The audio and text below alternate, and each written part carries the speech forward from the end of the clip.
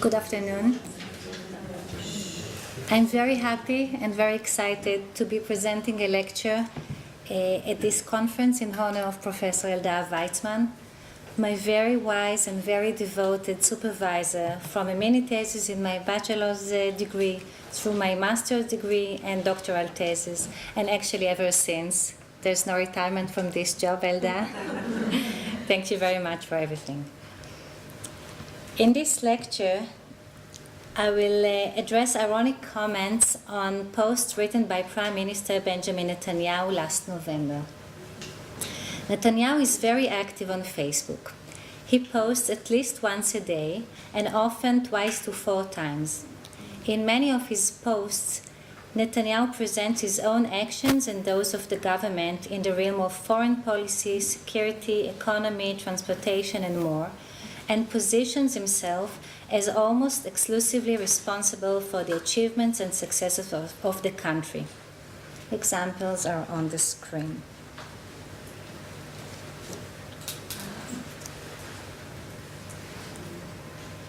Every post of this kind receives hundreds of comments and in fact serves as an opening shot for a very lively and emotional struggle between Netanyahu's supporters and opponents. In the comments of his supporters, a unique phenomenon emerges. A multiplicity of responses whose sole or main purpose is Netanyahu glorification, including content that attest to blind admiration and the frequent use of superlatives such as king and hero. These reactions may be interpreted as echoing Netanyahu's self-positioning as a superior and irreplaceable leader. You can see a number of sample comments on the screen. Can you read it? Yeah? Unfortunately.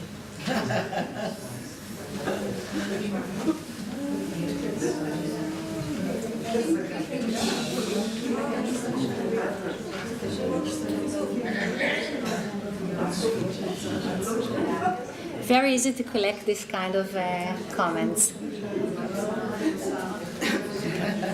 The comments of the opponents also reveal a phenomenon unique in its emotionality and frequency. The echoing of Netanyahu's self-positioning and external positioning as a super leader. These comments of the opponents are also the object of ironic echoing by both Netanyahu and his supporters. In this lecture, I will discuss different kinds of comments in which irony is based on echoing. I will begin by examining comments written by Netanyahu's opponents. Example 1 is a comment that responds to a typical Friday post in which Netanyahu details his actions over the past week in a video.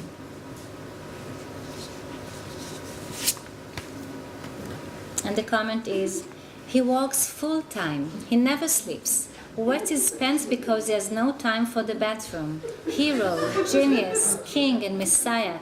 There is no one who can replace him, never has been and never will be.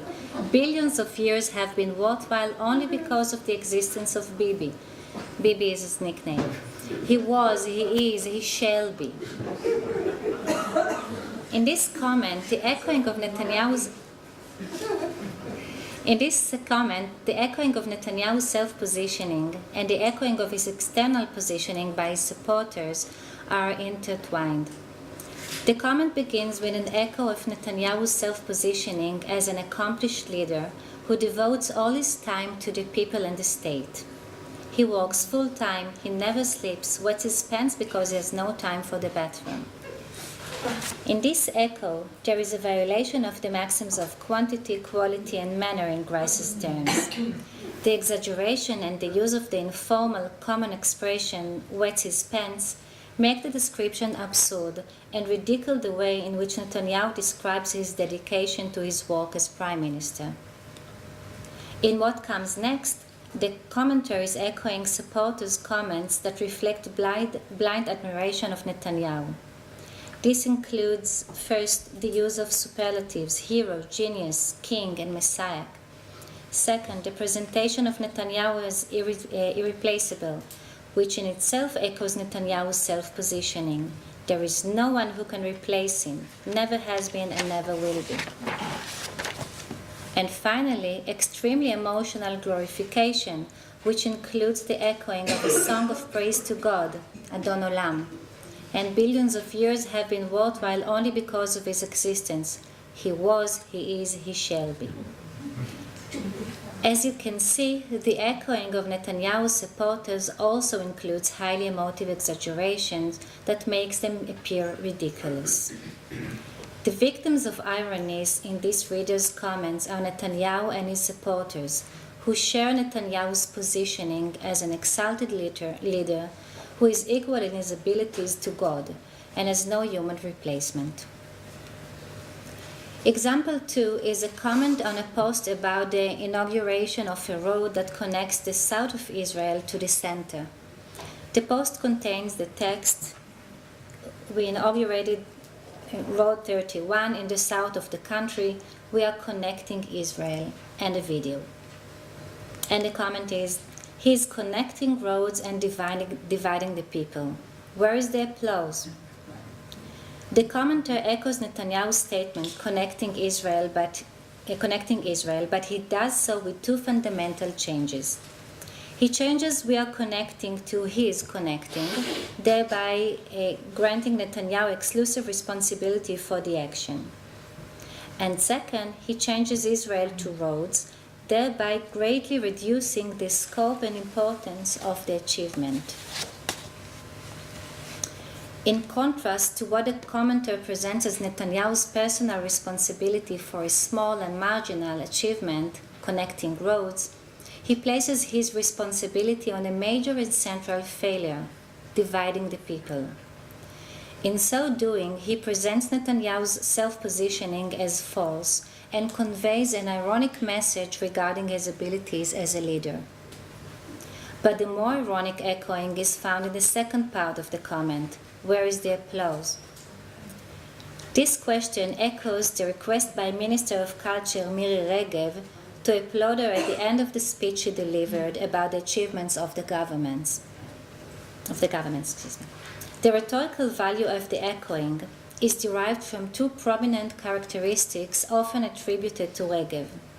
She is considered a loyal supporter of Netanyahu, and she is perceived as common and vulgar in her behavior. Therefore, there are three victims of the ironic echo of the question, "Where is the applause?" First, Netanyahu, for surrounding himself with loyal, common, maybe even vulgar supporters. Second, politicians like Miri Regev for demonstrating blind loyalty to Netanyahu and encouraging voters to do the same. And third, Netanyahu's supporters for not exercising any judgment with regard to him, for being captivated by his positioning as an accomplished leader, and for applauding him when asked to. Example 3 is a comment to a post that included a short text we have already seen.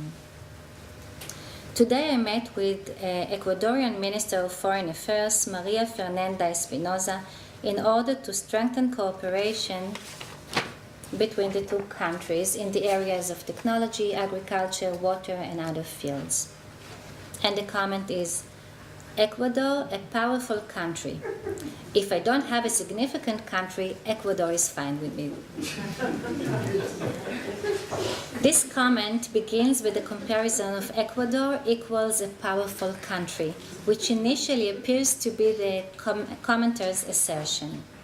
But it turns out that this assertion is part of the echoing of Netanyahu's supposed thoughts, specifically the way in which he is supposedly planning in a manipulative manner to position himself as a successful leader. This echoing is therefore used to position Netanyahu as a manipulator and a demagogue vis-à-vis his adversaries. Netanyahu supporters may also be perceived here as victims of the irony. This is because they could be seen as being naive and having poor judgment, which apparently enables Netanyahu to manipulate them. So far, we have seen comments written by opponents of Netanyahu that echo his voice as well as the voices of his supporters. Now we will see comments written by Netanyahu's supporters. The following examples are all comments on posts in which Netanyahu talks about meetings with leaders of various countries around the world.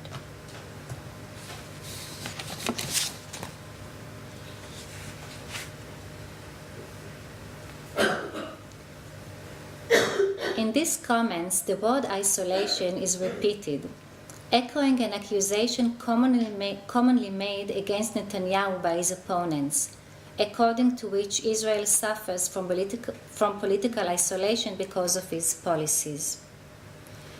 The echoing of the accusation of isolation in a comment to a post attesting to the lack of isolation creates an ironic effect, whose victims are Netanyahu's opponents. Thus, the echoing shifts the positioning of Netanyahu's opponents. They are no longer the accusers, but rather are themselves accused of falsifying facts.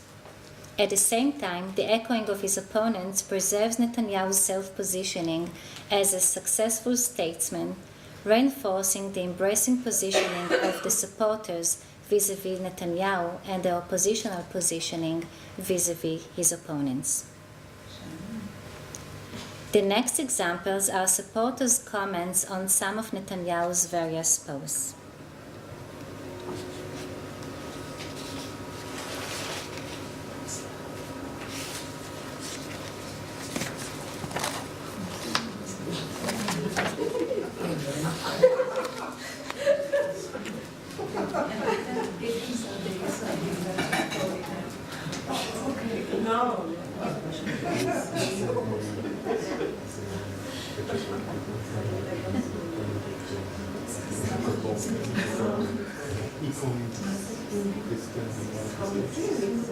In these comments, there is a supportive echoing of Netanyahu's words against politicians and in the media.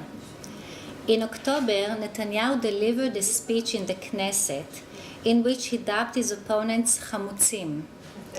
This Hebrew word, which means both sourpasses and pickles, was used as metaphor or metonym for the way in which his opponents present him and the implications of his leadership. As he put it in his speech, the industry of despondency still exists and has respected representatives in this house and in the media. There has recently been an innovation, a new branch, the pickle branch. Today they say there is a feeling of sourness among the public. Netanyahu goes around with a sour face. They can't decide whether I am sour or arrogant or both. When Netanyahu's supporters use the word pickles, they are echoing Netanyahu, who himself, according to his speech, echoes those who opposed him. This echoing preserves Netanyahu's ironic view of his opponents and even strengthened it in the given context, since the criticism of Netanyahu seems unfounded in view of his ostensibly doing so much.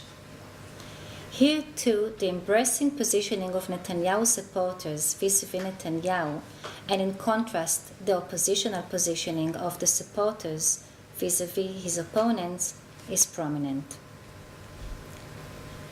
Surprisingly, we find an echoing of pickles among Netanyahu's opponents as well, thought for a different rhetorical purpose, of course. The following comment came after a post in which Netanyahu told of a coming visit to Kenya.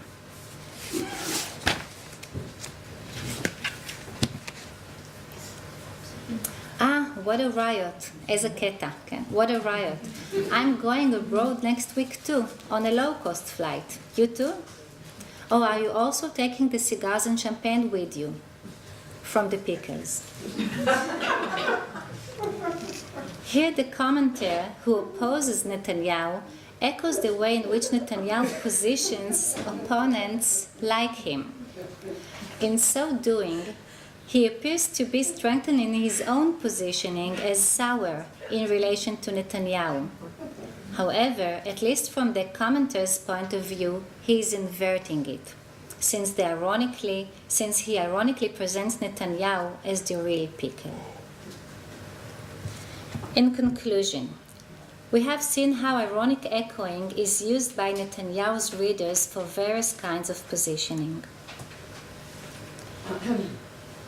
The comments written by Netanyahu's opponents ironically echo both Netanyahu's self-positioning and his external positioning by his supporters as a super leader. In doing so, they actually invert Netanyahu's positioning in terms of its content and emotionality, and at the same time position his supporters as blind followers. The comments written by Netanyahu's supporters echo in a supportive manner Netanyahu's self-positioning as a super leader, as well as his criticism of his opponents, and preserve them both. At the same time, they ironically echo his opponent's criticism of him. In this way, Netanyahu's supporters create a polyphonic arena in which their voices merge with Netanyahu's voice into one ideological voice that subjugates the voice of the opponents and harnesses them to Netanyahu's advantage. I will end with an example that illustrates the great similarity between the blind admiration of Netanyahu's supporters and the ironical echoing of this admiration in the opponent's comments. A commenter wrote, "Our honorable and beloved Prime Minister, our strength thanks you for the wonderful leadership that will be remembered for generations. Thank you, dear leader." Another reader, who is not sure how to understand this comment or just pretends not to understand it, responds, "Ha ha ha ha ha. That's a joke, right? Please tell me it is." Thank you.